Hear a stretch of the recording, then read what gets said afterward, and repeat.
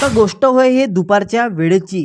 अरे काय सांगता तुम्हाला ऊनच साली एवढी तपून राहिली, की काय सांगता खतरनाक. निरे घामाचे लोटन लोटं चालले आणि त्याच्यात हा साला मुरदाड फॅन इकडं-तिकडं घुमून राहिला, पण मायापर्यंत हवा नाही पोहचून राहिला. निरा मुरदाड फॅन आहे. त्याच्यात आली ना रे भाऊ डार्क चॉकलेट वेफलची ऑर्डर.